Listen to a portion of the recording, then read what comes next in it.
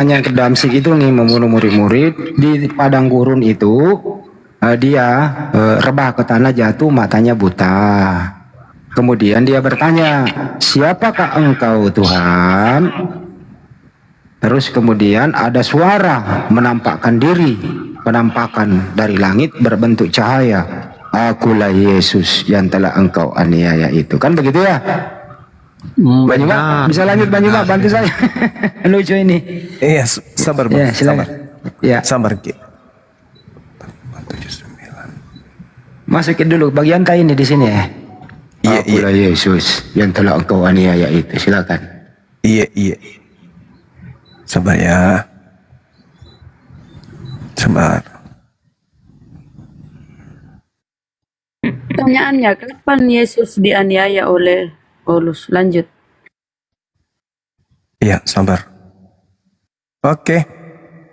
Ya, jadi terkait dengan materi ini, itu bisa kita dalami di dalam Lukas 21 nomor 8 sampai nomor 12.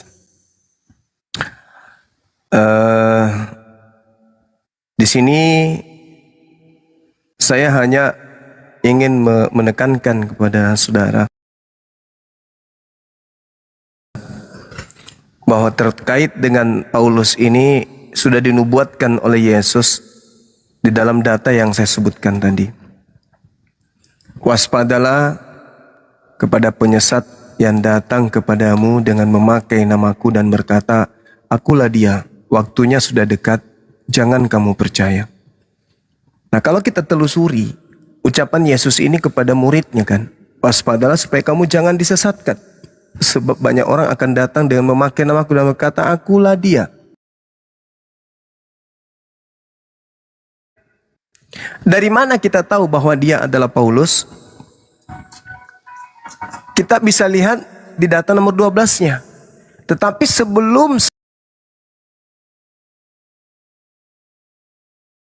semuanya itu, kamu terlebih dahulu akan ditangkap, dianiaya, diserahkan ke rumah-rumah ibadah, dipenjara-penjara, dan kamu akan dihadapkan kepada raja-raja dan penguasa-penguasa oleh karena namaku. Pertanyaan saya, siapa pelakunya yang menghantarkan murid Yesus sebut satu nama, silakan.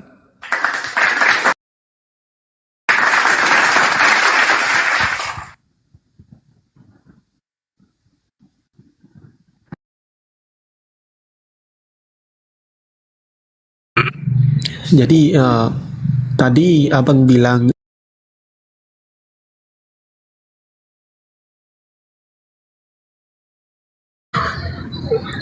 Paulus itu dia bertemu dengan Yesus itu bukan dia sekedar mendengar suara atau mendengar cahaya ya, tapi dia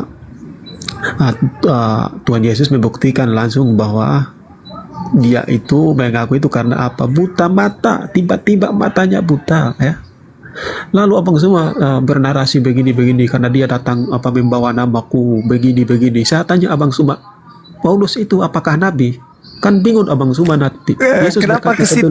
Kenapa ke situ larinya? Bingung kan? Abang semua bingung kan? Saudara, kenapa larinya ke sana? Hah?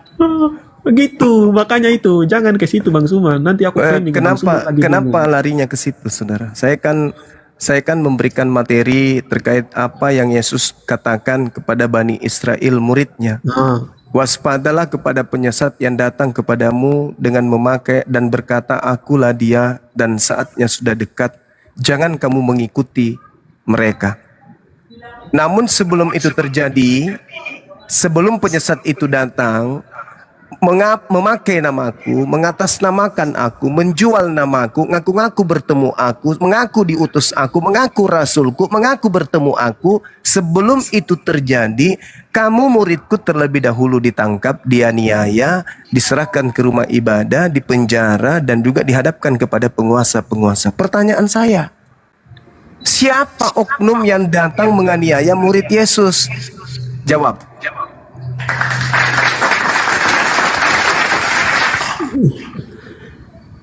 Itulah Abang Suma tidak mengerti tentang apa yang saya sampaikan. Jawablah. Iya ya. Jadi murid-murid Yesus atau dengan Paulus itu ya, Yesus itu atau yang mengajarkan ajaran Yesus itu bukan Paulus ya, bukan Paulus duluan. Dulu Yesus sejaman dengan Paulus. Saya Paulus ulang baru lagi bertobat. pertanyaan saya. Saya ulang lagi Bang Ya, pertanyaan saya. Iya, biar aku jawab. Siapa yang menganiaya murid Yesus? Itu loh pertanyaan saya. Oke ya. Itulah Aku yang jawab penyesatnya. Ya, Oke. silakan. Bukan penyesatnya, tapi orang yang menganiaya Yesus atau murid Yesus itu adalah orang-orang yang tidak suka dengan ajaran Yesus. Itu Iya, jawabannya benar. siapa orangnya yang menganiaya Yesus itu, yang menganiaya murid Yesus itu siapa? Oke, ya itulah orang-orang Yahudi yang tidak suka. Iya, termasuk siapa, dulu, Bang? Siapa, termasuk dulu Bang? Paulus. Siapa? Nah, Siapa? iya, termasuk juga Paulus yang tidak mengenal Yesus itu. Berarti sudah terjawab. Itu Sudah terjawab kan? terjawab bagaimana? Emangnya Terjawab. memang begitu? Waspadalah Iya, kepada begitu. penyesat. Dengar. Waspadalah kepada penyesat. Siapa penyesat itu? Yang menganiaya murid Yesus. Siapa yang menganiaya murid Yesus? Boleh sebut nama? Karena aku bilang orang-orang yang tidak suka dengan ajaran Yesus. Iya, nggak usah orang-orang, Bang. Nggak usah orang-orang, nggak usah orang-orang. Yang menganiaya murid Yesus itulah penyesatnya. Siapa orang ini? Ya, termasuk Paulus, dia kan nggak suka ajaran Berarti Yesus. penyesatnya adalah Bukan penyesat, dia tidak suka dengan ajaran Yesus. Dalilnya mengatakan waspadalah kepada penyesat agar kamu jangan disesatkan, sebab dia akan datang dengan memakai namaku dan berkata akulah dia, saatnya sudah dekat, jangan kamu mengikuti dia. Siapa dia ini? Dia yang menganiaya menangkap engkau. Anda sudah menjawab. Yang menangkap murid Yesus itu Paulus. Lalu penyesatnya siapa? Bang Handi gitu. Hah? Bang Handi penyesatnya. Hah? Saudara, ayolah lembutkan hatimu, lembutkan. Jangan memperbodoh diri. Kita udah dewasa, kita dikasih akal oleh Tuhan. Silakan silakan. Siapa yang menganiaya murid Yesus? Paulus. Siapa penyesat itu? Ya, dulu aku jawab dulu Bang ya. Ya, siapa penyesat itu? Ya udah aku bilang Paulus tadi, dengar dulu ya. Nah, dengar, berarti ya. penyesatnya adalah Paulus. Iya, Apa makanya nama dengar dulu. agama orang-orang pengikut Paulus? Kok belum jawab sih? Dengar dulu, jangan menang sendiri ya. Karena orang Apa itu mencari nama kebenaran bukan dari apa dilihat suara gelar kita. murid-murid Yesus Paulus pertama kali di Antioquia? Ini kan aku mau jelasin gimana ya. Ya, habis ini Bang, habis ini Abang boleh ngarang. Apa nama gelar pengikut Paulus di Antioquia? Ya dulu itu ya dibilang pengikut Yesus itu yang disebut yang mengikuti ajaran Yesus itu. Itulah namanya Nasrani, Kristen. Ah, Kristen. Oke, 10 detik saudara-saudara dimanapun saudara berada. Hari ini kita sudah mendengarkan berdasarkan Lukas 21 nomor 8 sampai nomor 12. Pelaku penganiayaan adalah Paulus, yang menganiaya murid Yesus adalah Paulus, penyesat itu adalah Paulus. Nama agama yang didirikan oleh Paulus di Antioquia adalah Kristen. Selamat datang kepada kebenaran. Oke ya. Ya, jadi mantap ya. Bagus juga Abang semua ini ya. Sama aja ya, kebenaran tetap kebenaran, dengar ya. Orang yang pertama mendirikan agama Kristen atau ajaran Yesus itu bukan Paulus. Makanya itulah patokan kami ya. Kami ikuti ajaran Yesus yang diajarkan oleh murid-murid Yesus, yang dilanjutkan oleh Paulus juga, yang bekerja sama dengan murid Yesus mengajarkan tentang ajaran Yesus. Itulah yang kami pegang ya. Bukan kami mengikuti Paulus ya. Kami ikuti ajaran Yesus yang diajarkan pertama, didirikan pertama, jemaat pertama didirikan oleh Rasul Petrus ya. Bahwa inilah jemaat yang pertama kudirikan di atas batu ya. Itulah yang kami ikuti ya. Makanya dilanjutkan bersama-sama ajaran Yesus dengan Paulus itu oleh murid-muridnya ya. Yang membawa ajaran Yesus bukan Paulus. Ajaran pertama adalah murid-murid Yesus, itu yang kami akui, kami imani, bukan Paulus. Kami ikuti ajaran Yesus yang mereka ajarkan, yang diajarkan pertama kali oleh Rasul Petrus, jemaat pertama yang didirikan oleh Rasul Petrus. Ya itu. Jadi tidak gimana pun perkataan Abang Juma juga, kalau menurut kami orang Nasrani percaya, orang Kristen yang udah mengakui atau mempelajari Kristen sama juga, tidak bisa kami terpengaruh ya itu.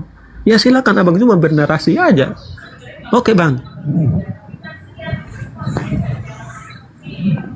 Iya, jadi apalagi yang mau dibahas kalau sudah ini sudah nyata. Kan sudah nyata, kan aku bilang tadi Bang Suma. Abang Suma bernarasi tentang Paulus. Mau begini, Paulus itu penyesat atau pembunuh begini. Kan tadi aku udah bilang ya. Paulus itu sebelum mengenali Yesus, dia pembunuh, dia itu menganiaya Yesus. Kenapa? Dia tidak suka melihat kebenaran, dia tidak mau melihat mukjizat Yesus ya. Dan Paulus ini bukan dia mengajarkan ajaran Yesus pertama kali ya. Tapi yang mengajarkan ajaran Yesus pertama kali adalah murid-murid Yesus sendiri, orang Yahudi yang hidup sejaman bersama-sama mengikuti Yesus. Ya, itu orang yang mendirikan pertama jemaat pertama. Ya, yang mengajarkan tentang ajaran Yesus pertama adalah Rasul Petrus. Ya, makanya di situ kami akui, itu bukan kami akui ajaran yang lain-lain ya. Makanya di setelah itu murid-murid Yesus bersama Paulus setelah bertobat itu bersama-sama mengabarkan atau menginjili manusia di mana-mana itu. Oke Bang, lanjut. Ya, apalagi yang mau dilanjut? Ya udah selesai. Kristen ini adalah orang banyak yang disesatkan oleh penyesat. Udah. Apa yang mau kita bahas lagi? Nggak ada lagi. Sudah tergenap dan terjawab. Sudah. Karena memang di dalam Matius 24 nomor 4 nomor 5, waspadalah agar kamu jangan disesatkan. Sebab banyak orang yang akan datang memakai namaku dan berkata, akulah Kristus. Mereka akan menyesatkan banyak orang. Jadi banyak orang yang akan menyesatkan banyak orang lain itu adalah Kristen. Bayangkan, Kristen 2 miliar. Kalau masing-masing memiliki visi misi untuk menjadi misionaris, satu orang saja untuk memurtadkan orang lain, berarti 2 miliar kali 1 itu berapa? 2 miliar orang kalian sesatkan masing-masing. Udah selesai diskusi kita. Nggak ada lagi yang perlu kita bahas. Udah terjawab. Game over, betul. Tidak perlu lagi kita membahas yang lain. Apalagi yang mau kita bahas. Ternyata sudah terjawab. Penyesat itu adalah Paulus. Yaudah selesai. Sekarang saatnya Anda untuk berbenah. Ambil semua barang-barang Anda yang ada di gereja. Tinggalkan. Masa Anda mau merelakan diri Anda masuk ke dalam neraka bersama dengan penyesat? Anda bodoh namanya, itu bodoh berarti. Sudah tahu itu adalah satu kesesatan masih diikutin, berarti itu bodoh. Inilah yang sering saya katakan. Di mana Yesus itu menubuatkan Paulus tentang penyesat ini? Di dalam Matius 12 nomor 43 sampai nomor 45. Apa kata Yesus di sana? Dikatakan begini. Apabila roh jahat, roh iblis keluar dari manusia. Manusia yang dimaksud di sini Paulus. Ia pun mengembara ke tempat-tempat tandus mencari penghentian. Kan nanti dia ke Damsik ketemu nanti di situ. Tetapi ia tidak mendapatnya. Lalu iblis ini berkata, aku akan kembali kepada orang yang telah kutinggalkan itu. Maka pergilah iblis itu dan mendapati rumah itu kosong. Maksudnya rumah itu adalah orang. Bersih, tersapu dan rapi teratur. Lalu ia keluar dan mengajak 7 roh iblis yang lain yang lebih jahat daripadanya. Dan 8 roh iblis ini masuk ke dalam rumah atau orang jahat tersebut. Maka akhirnya keadaan orang itu lebih jahat, lebih buruk daripada keadaannya semula. Kenapa itu bisa dikatakan sebagai Paulus? Karena Yesus menutup kalimatnya. Demikianlah juga akan berlaku atas angkatan jahat ini. Berarti kalian orang Kristen, kalau berdasarkan nubuatan ini, dalam tubuh kalian itu ada 8 iblis yang bercongol di dalam. Yang menghantarkan kalian susah untuk mendengarkan kebenaran, susah untuk mengikuti instruksi Yesus, susah mendengarkan apa yang kemudian Yesus sampaikan, susah menerima pengajaran Yesus yang Yesus uraikan, susah menerima Yesus yang menjelaskan dirinya adalah utusan Tuhan. Siapa itu? 8 iblis yang menutup akal sehat kalian. Summum bukmun umyum fahum la yarji'un. Kalau cuma 1 iblis mungkin kalian masih bertahan. Ini 8. Jadi siapa yang bisa mengeluarkan iblis itu? Kami nggak bisa meruqyah kalian. Kalian non muslim. Yang bisa kemudian membuat iblis itu keluar adalah akal sehat kalian. Kalau kalian kemudian bermimpi masuk surga, sementara kalian tidak sunat, itu mustahil. Kalau kalian mengatakan diri kalian anak-anak Tuhan, tetapi makanan kalian adalah makanan-makanan yang dipersembahkan kepada berhala, itu mustahil. Kalau kalian kemudian bermimpi masuk surga, sementara tubuh kalian mengalir darah babi, darah anjing, darah tikus, itu adalah mimpi semata. Jadi saya katakan kepada saudara, kalau Anda tetap berada dalam keadaan yang sekarang, baca Yesaya 66 nomor 17-18. Aku Tuhan akan datang membawa api yang menyala-nyala dan membakar seluruh manusia yang makan babi dan balau tikus.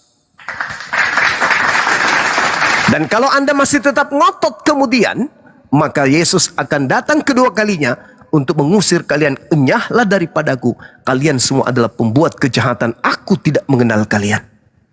Kami umat Islam, para apologet Islam, 24 jam bahu-membahu dengan sisa kekuatan, dengan sisa tenaga, dengan rasa ngantuk, rasa haus, rasa lapar, tanpa dibayar, tanpa sanjungan, tanpa pujian, tanpa ketenaran, tanpa digaji, tanpa dibayarkan apapun yang kami butuhkan. Siap membantu kalian 24 jam. Yang kami terima hujatan, penistaan, laporan polisi, dikucilkan, dibilangi boneng, dibilangi sapam, dibilangi seluruh hinaan, hujatan. Padahal tujuan kami adalah menyelamatkan kalian. Apa yang kami dapatkan? Masuk apa yang kami berikan kepada kalian? Apa input positifnya kepada kami? Tak ada. Dari segi materi tak ada. Dari segi nama tak ada. Dari segi pangkat tak ada. Dari segi nama baik dan seterusnya itu tak ada. Dan bukan itu yang kami inginkan. Kami hanya karena kasih. Perintah Al-Quran, ta'muruna bil ma'ruf, ta'muruna bil ma'ruf, ta'muruna bil ma'ruf. Ajarkan kebaikan, sebarkan kebaikan, tebarkan kebaikan, harumkan kebaikan, harumkan, gaungkan kemudian kebaikan itu. Supaya apa? Supaya orang tercerahkan dan menuju kepada Allah Subhanahu wa taala. Itu yang kami mau. Kami tidak menginginkan harta dan seterusnya. Ya, silakan saudara. Ya, oke Bang Suma ya. Ya, Bang Suma menjelaskan panjang lebar ya. Aku bilang ke Bang Suma, kalau Bang Suma jawab pertanyaan saya ini, saya mualaf Bang Suma. Serius saya. Kalau Bang Suma sanggup menunjukkan data yang benar ya. Karena udah banyak panjang lebar Bang Suma ya. Kalau Bang Suma sanggup menjawab atau membuktikan pertanyaan saya ini, saya mualaf. Saya dengan keluarga saya. Silakan Bung, saya tidak punya kekuatan untuk membuat Anda mu'alaf. Yang bisa membuat Anda mu'alaf itu adalah Anda sendiri, dikarenakan Anda menggunakan akal Anda. Silakan Anda bertanya. Kalau saya tidak sanggup menjawab, itu karena saya manusia biasa. Saya bukan malaikat, saya bukan nabi. Dan kalau pertanyaan Anda itu saya tidak bisa jawab, izinkan saya belajar 24 jam. Besok Anda boleh naik kembali ke sini untuk bertanya pertanyaan yang sama. Silakan. Oke Bang Suma ya, tapi cuman pertanyaan ini ya saya mau bertanya juga tentang agama Abang. Iya. Ya. Kalau Abang Suma menjawab pertanyaan saya ini, ya saya mualaf dan saya bilang keluarga mualaf bersama saya. Karena Saya kembalikan kepada Allah. Silakan. Oke ya. Jadi di sini saya bertanya tentang keimanan Abang ya. Iya. Lalu Abang sanggup membuktikan dan sanggup menunjukkan saksi mata Muhammad sendirian di tempat Gua Hiram menerima wahyu itu. Saksi mata ada saya mualaf Bang bersama keluarga saya. Serius Bang. Oke. Iya itu saja Bang, terima kasih. Itu saja pertanyaannya. Baik. Iya. Bismillahirrahmanirrahim. A'udzubillahi minasyaitonirrajim.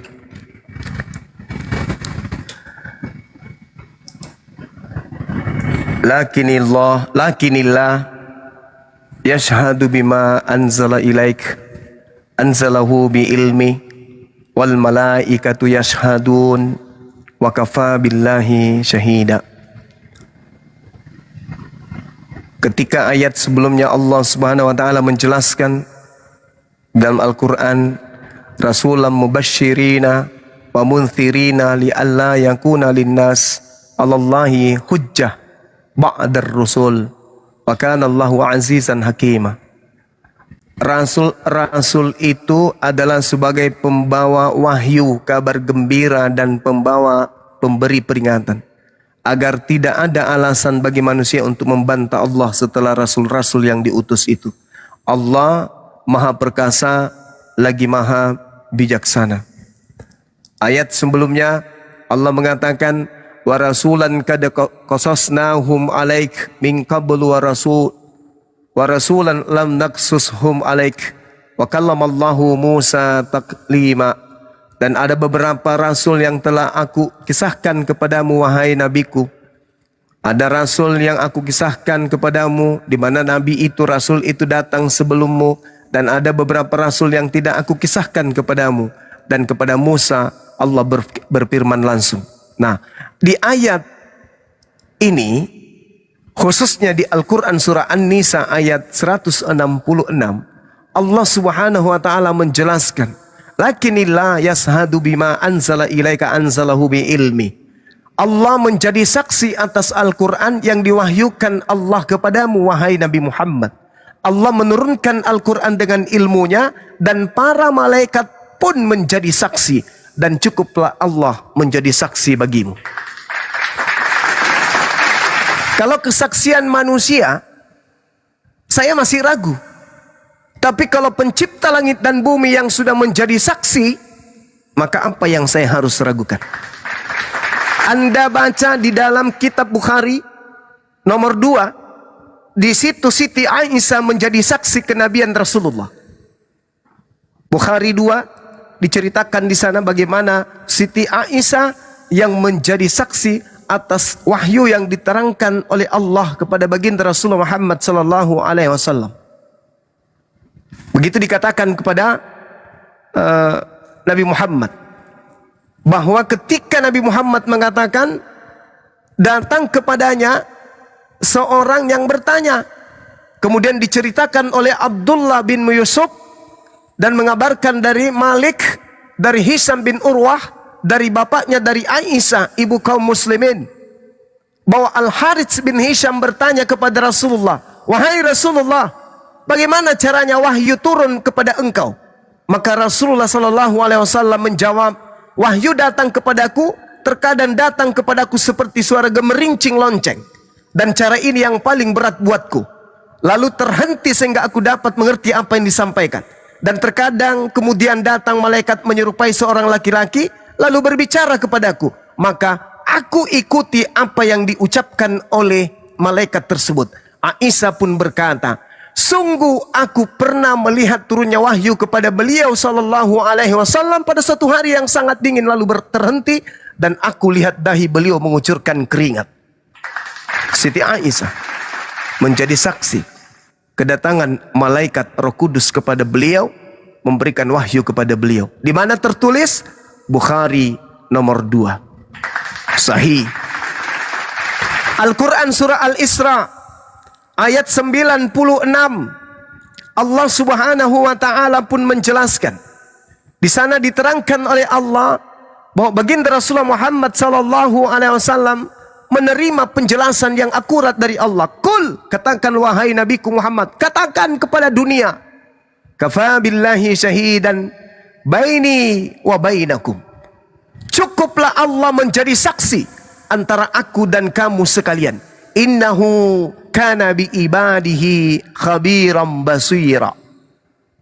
Dan sungguh Allah maha mengetahui, maha melihat akan hamba-hambanya. Jadi Al-Quran itu tidak butuh mata orang memandang, tidak butuh ada kesaksian-kesaksian orang, nggak butuh. Cukup Allah yang menjadi saksi, cukup malaikat menjadi saksi, cukup Nabi Muhammad menjadi saksi, cukup sejarah menjadi saksi, alam semesta ini menjadi saksi, waktu yang menjadi saksi, ilmu pengetahuan menjadi saksi, seluruh aspek unsur dunia, langit dan bumi menjadi saksi akan kebenaran Nabi Muhammad sebagai penerima wahyu. Tidak ada yang bisa membantah itu. Kalau Anda kemudian memperbandingkan, oh enggak ada manusia yang lihat. Siapa yang melihat Nabi Musa menerima wahyu di atas bukit Sinai? Masya Allah. Syukran Bunda Mila. Siapa yang melihat Nabi Musa menerima wahyu di bukit Sinai? 5 kitab yang diterima oleh Nabi Musa. Siapa saksinya? Siapa saksi melihat Adam berbincang-bincang dengan Tuhannya di Eden? Tak ada saksinya. Siapa saksi kemudian melihat Nabi Abraham alaihissalam ketika Tuhan datang memerintahkan kepadanya untuk mengorbankan anak tunggalnya. Tak ada saksi. Siapa saksi turun ke bumi? Siapa saksi melihat Elohim turun ke bumi, masuk ke dalam rahimnya Maria menjadi Yesus? Gak ada saksi. Orang Kristen menjadi Kristen tak ada saksi Lukas berbicara dengan Yesus. Orang Kristen membenarkan ajaran Yohanes, tak ada saksi melihat Yesus bertemu dengan Yohanes. Penulis Yohanes maksud saya. Orang Kristen menjadi Kristen karena kitab Markus, tidak ada saksi Markus bertemu dengan Yesus. Orang Kristen menjadi Kristen, tidak ada saksi melihat Yesus bertemu dengan Paulus. Padahal Yesus adalah manusia. Paulus, Lukas, Markus, Matius, pengarang-pengarang buku ini juga adalah manusia. Padahal Yesus turun ke bumi. Mereka penulis Bible ini adalah orang yang ada di bumi. Mereka, Yesus ini ada di Galilea, di Yerusalem. Mereka yang mengaku-ngaku penulis buku ini ada di Yerusalem. Tapi adakah manusia yang pernah melihat mereka bertemu berbincang-bincang? Tak ada satupun manusia yang menjadi saksi. Lalu kenapa giliran menjadi Islam harus ada saksi? Bukankah Al-Quran ini sudah menjadi saksi? Apa yang ditorehkan Al-Quran sudah benar seluruhnya. 1400 tahun Al-Quran menyatakan kebenarannya. Dan ilmu pengetahuan, kedokteran, matematika, fisika, kimia, antropologi, sosiologi, semuanya menjelaskan tentang itu semua. Semuanya kemudian menjelaskan tentang kebenaran Al-Quran. Alam semesta ini menjadi saksi. Tidak ada kemudian membantah apa yang tertuang di dalam Al-Quranul Karim. Semuanya diterangkan oleh Allah Subhanahu wa taala melalui Al-Quran. Contoh, ketika Al-Quran mengatakan bahwa Allah pencipta langit dan bumi itu mengawinkan tumbuh-tumbuhan sehingga mereka berbuah. Ternyata diterangkan dalam Al-Quran surah Al-Hijr ayat 22. Apa perlu kesaksian? Ternyata ilmu pengetahuan, ilmu pertanian, ilmu tumbuh-tumbuhan menjadi saksi kebenaran Al-Quran yang diwahyukan 1400 tahun silam, bahwa tumbuh-tumbuhan pun itu ternyata dikawinkan. Lalu kemudian alam semesta ini bersaksi kebenaran Al-Quran tentang sungai yang ada di dalam dasar laut. Al-Quran menyatakan 1400 tahun dalam surah Al-Furqan ayat 53.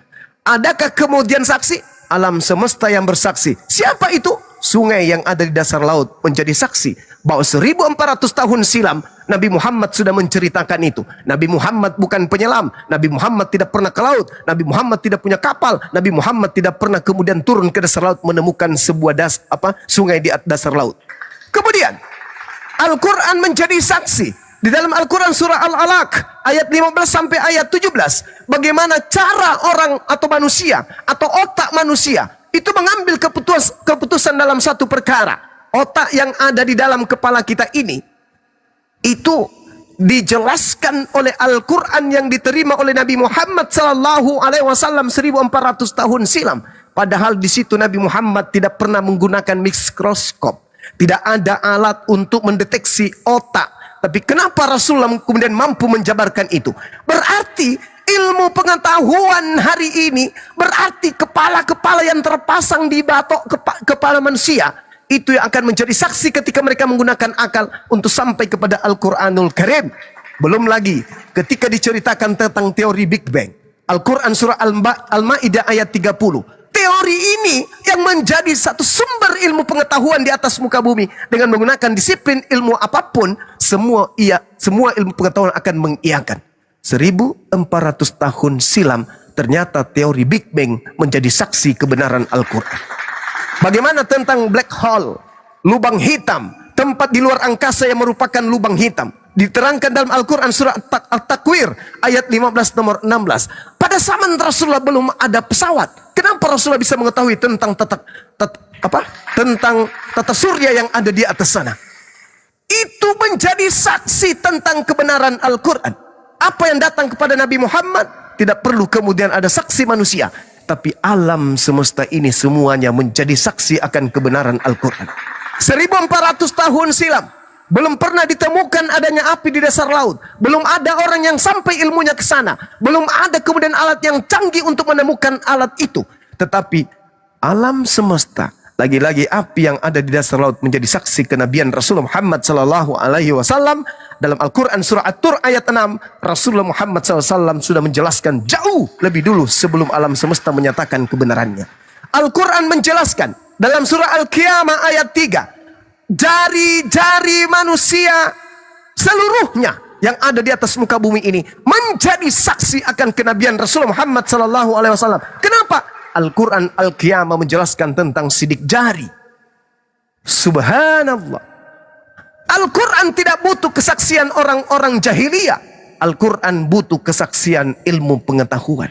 Dan baru hari ini semua manusia mengetahui sidik jari di antar satu manusia dengan manusia yang lainnya, meskipun triliunan manusia, tidak akan sama sidik jarinya. Dan itu sudah diterangkan di dalam Al-Quran surah Al-Qiyamah ayat ketiga. Lalu bagaimana kemudian proses hujan itu dibentuk? Al-Quran menjadi saksi. Alam semesta ini menerangkan dalam Al-Quran surah Ar-Rum ayat 48. Bagaimana pembentukan hujan itu terjadi 1400 tahun silam. Al-Quran sudah menguraikan itu. Dengan demikian, proses terjadinya air hujan menjadi saksi akan kenabian baginda Rasulullah Muhammad SAW. Kemudian, dua air dalam laut yang tidak mungkin bersatu. 1400 tahun silam kenabian Rasulullah Muhammad SAW sudah menguraikannya. Al-Quran surah Ar-Rahman ayat 19 sampai ayat 20. Bagaimana mungkin suatu kemustahilan Nabi Muhammad bisa mengetahui ini kalau tidak alam semesta yang bersaksi bahwasanya kenabian Rasulullah Muhammad SAW bisa dibuktikan dengan lisannya. Dalam Ulangan 18 nomor 20, apa kata Tuhan di sana? Jika seorang nabi mengatakan sesuatu perkataan biisnillah dengan atas namaku, bismi anoki dengan namaku, tapi tidak terjadi apa yang dikatakan nabi tersebut, maka nabi itu harus mati karena dia telah melakukan kedustaan yang sangat dahsyat. Padahal Nabi Muhammad mengucapkan satu ucapan yang diterangkan kemudian oleh lisannya melalui wahyu dari Allah. Apa yang diterangkan, apa yang dinubuatkan, bahwa besok hari orang akan menemukan sidik jari, akan menemukan api di dasar laut, orang akan menemukan teori Big Bang, orang akan menemukan sungai di dasar laut, orang akan menemukan bagaimana cara otak mengambil keputusan. Dan alhamdulillah seluruh nubuatan itu tergenapi oleh ilmu pengetahuan. Masih ada lagi? Ada lagi. Bagaimana Al-Quran menjelaskan 7 struktur lapis bumi dan juga 7 struktur lapis langit. Allah subhanahu wa ta'ala menjelaskan dalam Al-Quran surah At-Talaq ayat 12. Dan hal itu baru ditemukan belakangan ini. Abad ke-20 baru ditemukan hal tersebut. 1400 tahun silam Rasulullah Muhammad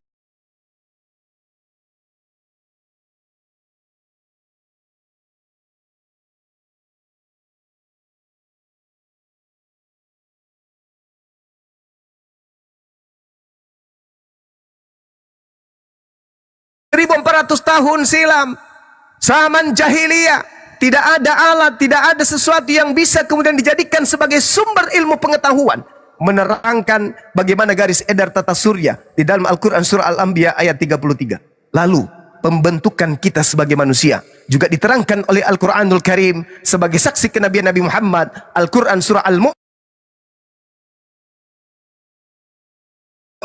ayat 12 sampai ayat 14. Kurang apa lagi? Saksi apa lagi yang dibutuhkan? Saksi apa lagi yang dibutuhkan? Tak ada lagi yang perlu kita saksikan. Maka dengan membaca Al-Quranul Karim, orang yang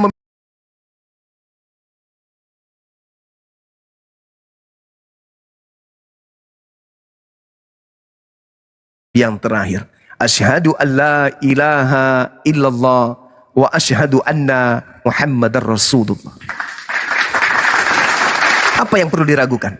Kalau dia bukan nabi, kalau dia bukan rasul, bagaimana mungkin uraian-uraian nubuatan-nubuatannya bisa tergenapi hari ini? Sebaliknya, sebuah kebohongan disaksikan oleh orang-orang yang juga adalah tukang bohong, apakah bisa berubah menjadi sebuah kebenaran? Ada Tuhan turun ke bumi menjadi bayi, kemudian mati dibunuh oleh manusia itu sendiri. Kesaksian-kesaksian itu banyak, ribuan manusia mempersaksikan itu konon. Tapi apakah sesuatu yang tidak benar kalau disaksikan oleh orang-orang yang tidak benar, di mana kesaksian-kesaksiannya juga adalah tentu suatu ketidakbenaran, apakah itu bisa menjadi suatu kebenaran? Tidak. Kebenaran tanpa saksi tetaplah kebenaran. Kebohongan berbanyak saksi tetaplah kebohongan. Itu fakta, itu real. Satu kejadian yang terjadi tanpa saksi tetap aja terjadi. Contoh, ada seorang anak kecil menggunakan sepeda baru. Dengan senang hati dia kemudian menggayung sepedanya sampai ke lorong yang gelap. Dilihat oleh tetangganya. Tetangganya iri, pingin juga membelikan anaknya sepeda, tapi kemudian dia tidak punya duit. Maka muncul siasat untuk menghilangkan anak tersebut. Pada saat anak ini masuk ke lorong yang gelap, diambilnya anak itu, dibunuhnya, lalu dibuangnya ke laut. Sepedanya diambil, dipretelin, dirubah catnya, dan seterusnya. Tak ada yang melihat, tak ada yang menyaksikan. Hari berganti hari, minggu, bulan.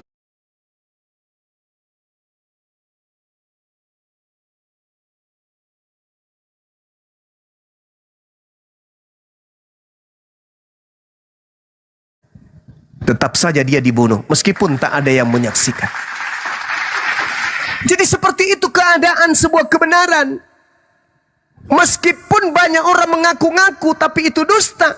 Contoh, ada 5.000 orang melihat Yesus terangkat ke langit. Siapa orangnya? Kalau hanya modal kayak begitu bisa. Kenapa tanggung? Bilang aja 3 miliar. Banyak orang melihat langit terbelah. Siapa orangnya? Melihat anak manusia, langit terbelah dan seterusnya. Siapa yang melihat itu semua? Jadi saudara, kebenaran tetaplah kebenaran. Kebenaran itu tidak butuh saksi. Kenapa? Karena kebenaran itu akan menggiring manusia untuk menjadi saksi terhadap kebenaran tersebut. Contoh, ini contoh sederhana. Seorang wanita hamil. Butuhkah kita menjadi saksi untuk memperkarakan wanita tersebut digauli seorang laki-laki? Tentu tidak. Berani tidak kita mengatakan, saya bersaksi bahwa wanita ini habis digauli oleh seorang laki-laki? Kenapa berani bersaksi? Karena saya melihat dia hamil. Berarti untuk menyatakan sebuah kebenaran itu tidak mesti di awal, tapi kita lihat di akhir. Hasil akhir yang kita lihat untuk mengetahui kebenaran awal. Wanita ini hamil, akhirnya dia melahirkan. Artinya kita pun akan mengatakan, aku bersaksi bahwa wanita ini pernah digauli oleh seorang laki-laki. Bohong tidak kesaksian itu? Tidak, tapi dia tidak melihat.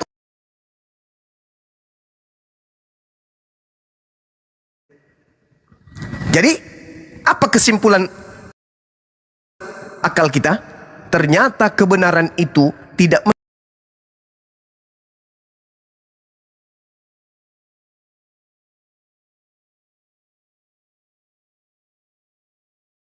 pada saat dia digauli, tapi karena dia melahirkan, maka kita dengan ikhlas ridho mengatakan wanita ini digauli. Bagi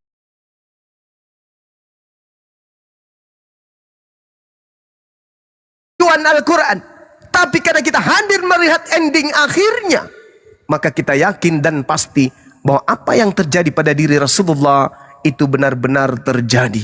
Itu benar-benar dilakoni, dialami oleh baginda Rasulullah Muhammad SAW. Terakhir, di dalam kitab saudara diajarkan kemudian untuk mengakui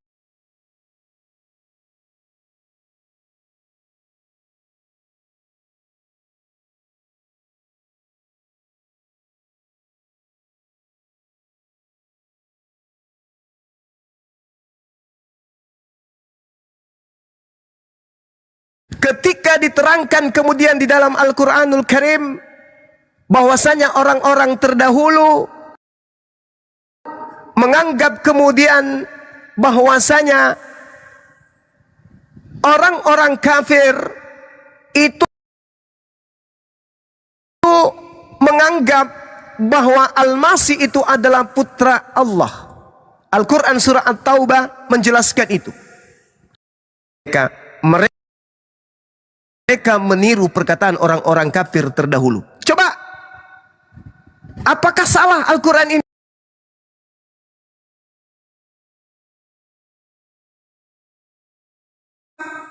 Yang mengatakan bahwa orang-orang Nasrani mengatakan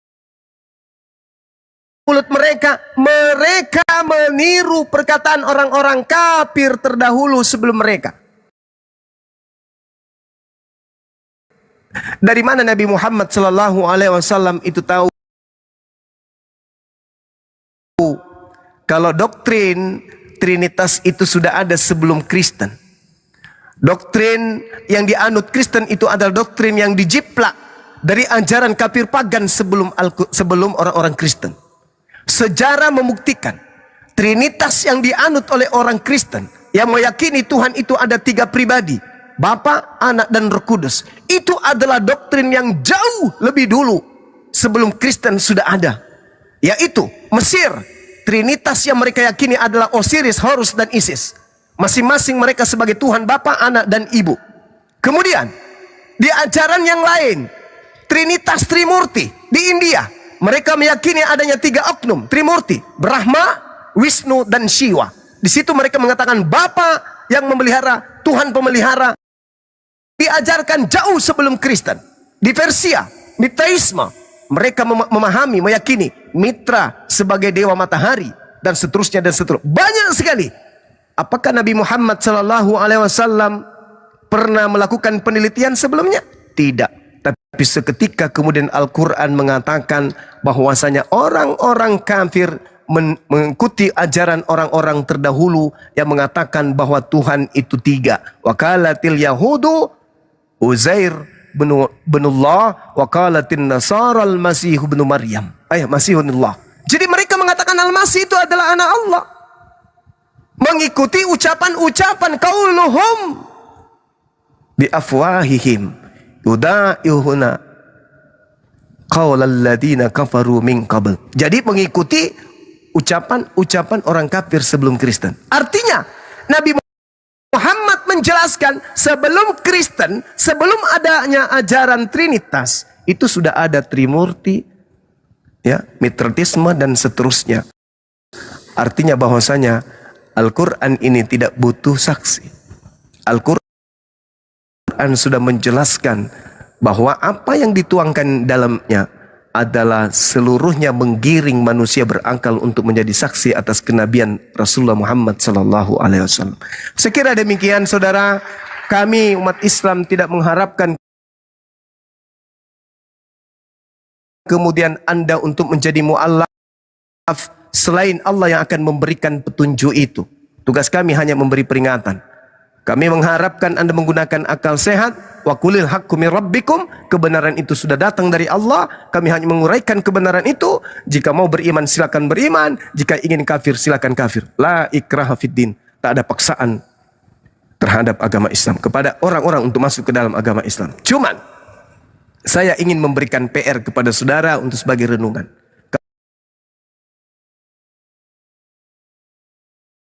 Oke, silakan Anda renungkan apa yang saya uraikan. Saya ingin berbalas pantun kepada saudara. Saya juga akan menikah lagi kalau Anda bisa menunjukkan kepada saya ada saksi melihat Yesus datang kepada Paulus mengajarkan 13 buku yang begitu tebal. Al-Quran cuma 1 buku. Paulus ada 13 buku. Siapa yang menjadi saksi Yesus datang kepada Paulus memberikan 13 buku tersebut?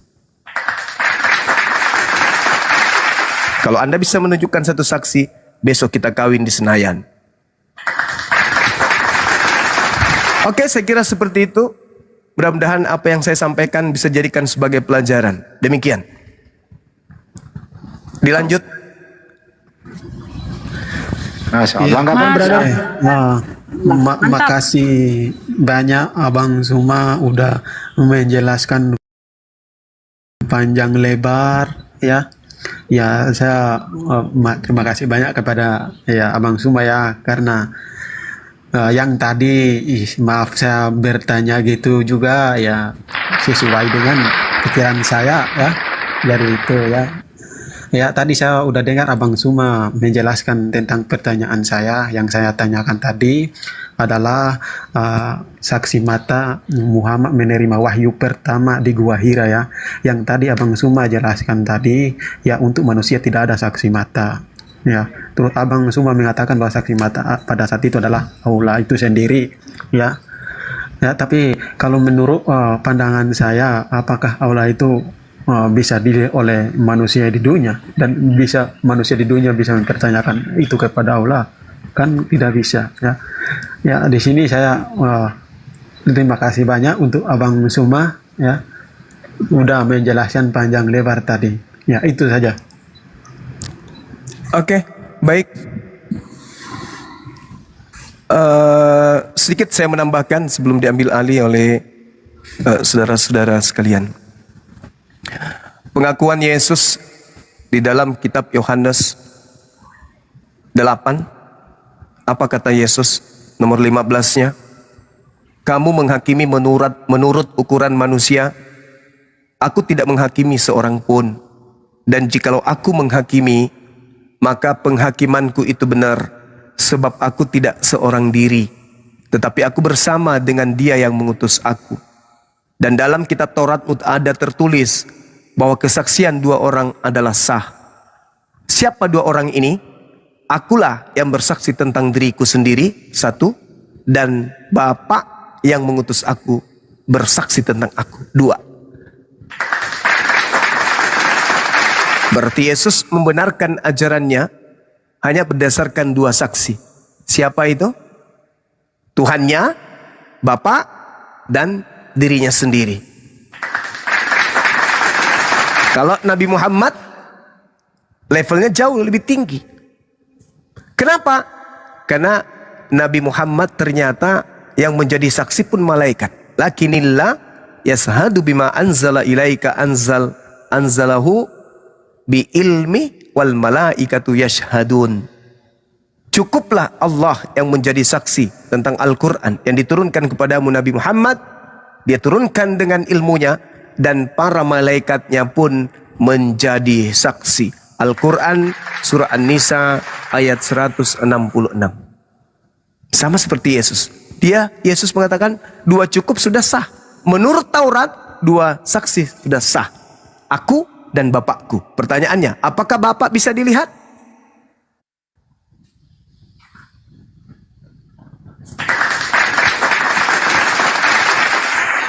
Ternyata nggak bisa dilihat Bapak ini. Berarti menurut kacamata kita, Yesus tidak butuh saksi manusia.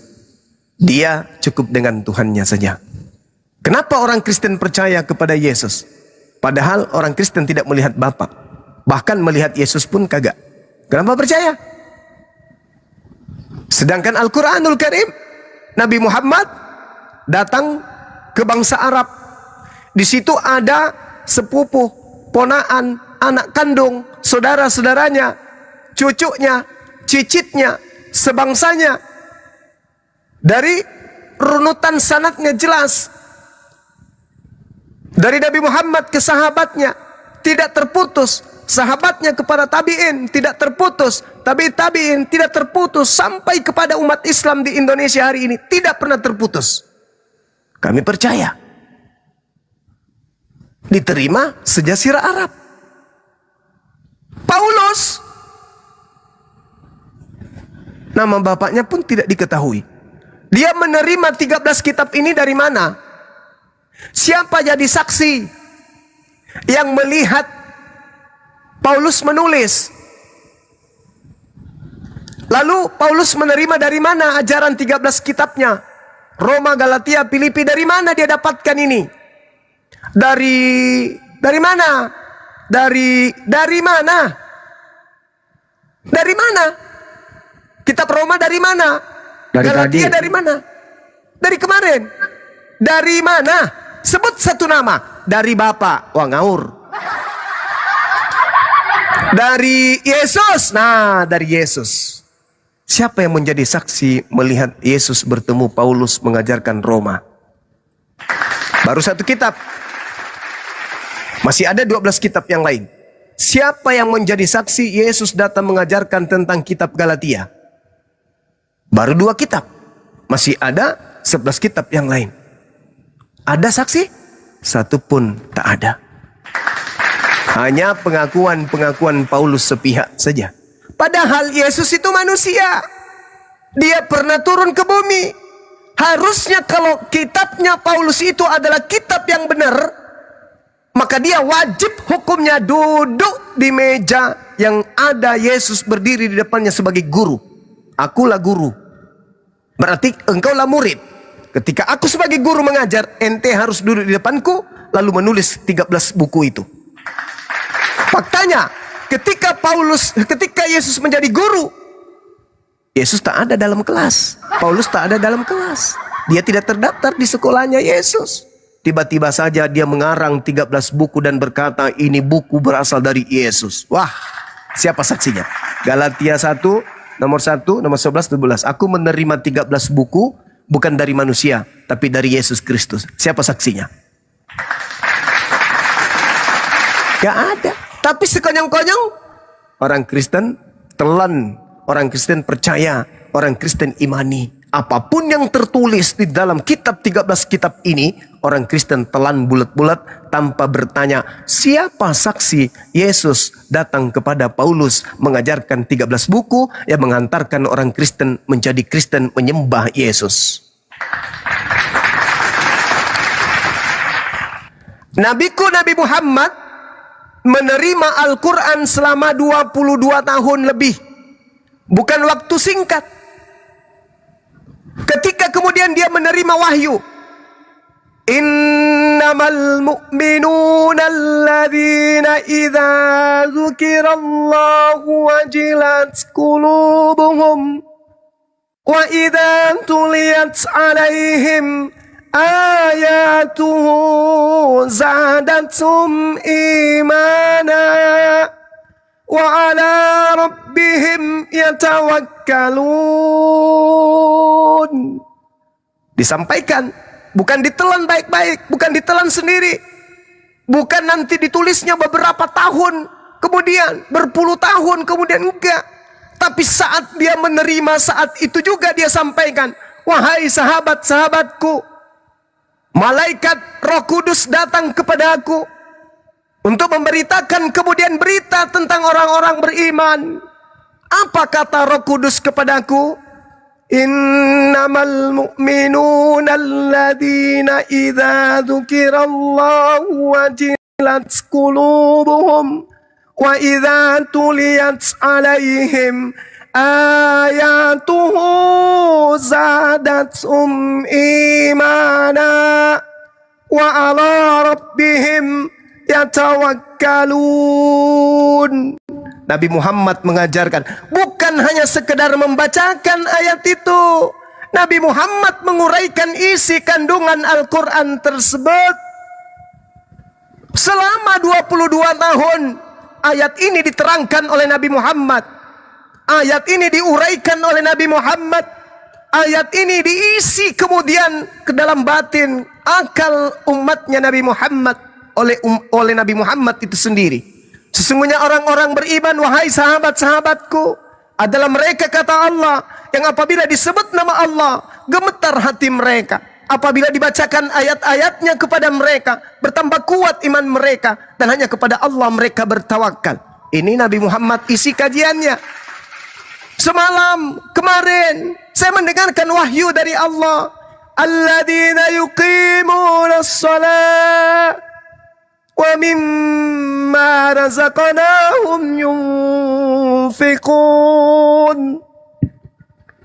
Wahai para sahabatku, yang kemarin yang aku sampaikan kepadamu, hari ini Allah datang melalui Roh Kudus menjelaskan siapa mereka yang beriman ini. Kata Allah, alladzina yuqimuna as-salat, yaitu orang yang mendirikan, melaksanakan salat, yang menginfakkan sebagian rezeki yang kami berikan, yang Allah berikan kepada mereka. Ayo sahabatku, laksanakan perintah ini. Salat, infakkan harta kalian, supaya kalian masuk ke dalam kelompok manusia yang diberikan status sebagai orang-orang yang beriman. Nabi Muhammad menggembleng kemudian muridnya dengan ucapan innamal mu'minuna alladzina idza dzukirallahu wajilat qulubuhum tadi. Lalu kemudian Nabi Muhammad meminta kepada sahabatnya untuk mempraktekkan salat, infak. Jadi apa yang diterima oleh Nabi Muhammad direalisasikan saat itu juga, dihafalkan saat itu juga, dituliskan saat itu juga, dipraktekkan saat itu juga, diamalkan saat itu juga. Sehingga ajaran wahyu dari Allah mendarah daging pada umatnya. Bagaimana dengan kitab Roma? Bagaimana dengan kitab Galatia? Di mana kemudian Paulus menerima itu? Kapan kemudian Yesus datang mengajarkan itu? Dan siapa murid-muridnya yang melakukan pendalaman materi terhadap apa yang diterima Paulus saat itu? Tidak ada sama sekali. Tapi baginda Rasulullah Muhammad SAW dalam proses risalah kenabiannya menanamkan akidah yang sangat mantap kepada para sahabatnya untuk menjadi guru-guru bagi umat Islam selanjutnya. Ulaika humul mu'minuna haqqa lahum darajatun 'inda rabbihim wa maghfiratu wa rizqun karim. Mereka itulah wahai sahabat-sahabatku, orang-orang yang benar-benar beriman. Mereka akan memperoleh derajat tinggi di sisi Tuhannya dan ampunan serta rezeki yang mulia. Maka para sahabatku, yuk mari kita beriman, mari kita sholat, mari kita berimpak. Itu perintah, langsung terrealisasi, langsung dipraktekkan. Dan tradisi, budaya, secara rutinitas ritual tersebut dilaksanakan 1400 tahun sampai hari ini. Lalu bagaimana dengan Kristen? Ibadah minggu, Yesus pernah praktekkan? Menyembah Yesus, Yesus pernah mempraktekkan? Makan babi, Yesus pernah mempraktekkan? Natalan, Yesus pernah mempraktekkan? Tidak bersunat, Yesus pernah mempraktekkan? Makan babi, pernah dipraktekkan?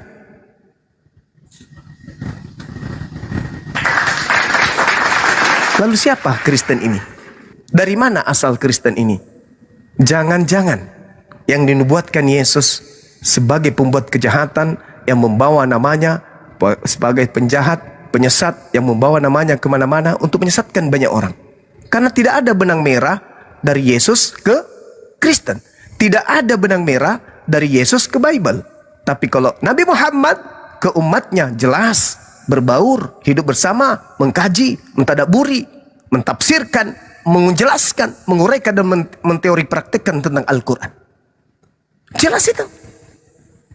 Nabi Muhammad mengajarkan, muridnya menerima, sahabatnya mengaplikasikan, dan kemudian para sahabat mengajar kepada kaum yang lain, kepada bangsa yang lain. Jelas runutannya, sanadnya, mata rantainya jelas. Sedangkan kalau kita mengkaji tentang kekristenan, saudara sendiri mengakui Paulus adalah penyesat yang dinubuatkan oleh Yesus di dalam Lukas 21 nomor 8 sampai nomor 12. Kebenaran mana lagi yang hendak Anda dustakan? Demikian. Syukran sahabat, aku siap. Mantap. Allah. Ya, jadi itu saja Bang Suma. Baik, saudara.